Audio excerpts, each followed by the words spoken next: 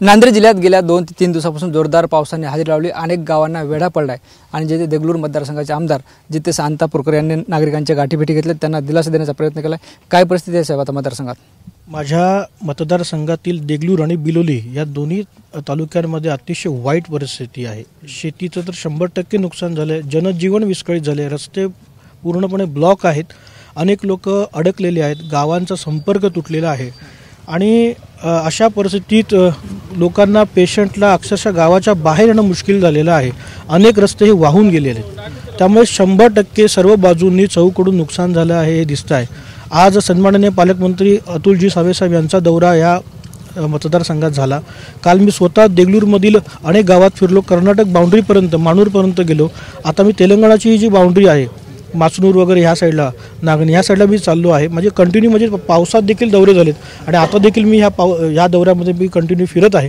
लोकांना होईल तेवढं सांत्वन आमच्या वतीने करत आहोत। शेवटी निसर्गाच्या पुढे कोणाचं काही चाललं नाही आहे, परंतु होईल तेवढं लोकांना आपण कशी मदत करता येईल शासनाच्या माध्यमातून तो आमचा प्रयत्न या ठिकाणी चालू आहे। ज्या पद्धतीने पाऊस पडला आहे असं म्हणलं जातं की NDRFच्या निकषानुसार सरकारला शेतकऱ्यांना मदत दिली जाईल, मात्र NDRFच्या निकषानुसार मदत म्हणजे मिळाल्यानंतर सुद्धा नुकसान भरपाई भरून निघणार आहे काही? हे बघा, नुकसान भरपाई ही जास्तीत जास्त मिळवण्याचा प्रयत्न आम्ही शासनाकडून करीत आहोत। त्यामुळे आम्ही असं म्हणत नाही की 100% लोकांना ही तात्काळ मिळेल, परंतु येत्या काळामध्ये जे नुकसान झालेलं आहे त्यामुळे आपण जेवढं होईल तेवढं नुकसान भरपाई देण्याचा शासन 100% प्रयत्न या ठिकाणी करणार आहे।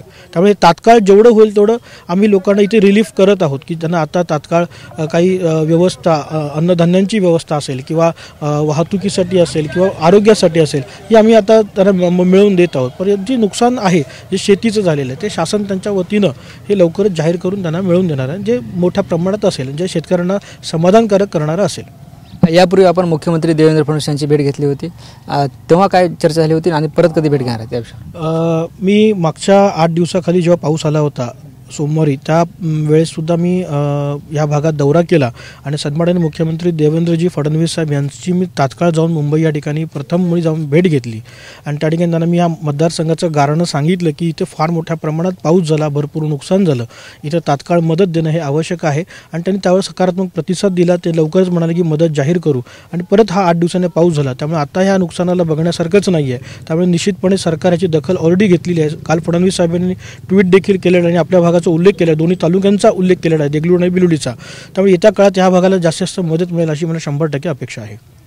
निश्चित आपण बघतोय, हे होते देगलूर मतदारसंघाचे आमदार जिथे शांतापूर ज्यांनी पूरग्रस्त गावांची पाहणी केली, त्यानंतर आपले संवाद साधलाय। कॅमेरा पर्सन अनिकेत दहातोंडेसह ज्ञानेश्वर लोंढे, TV9 मराठी, देगलूर, नांदेड।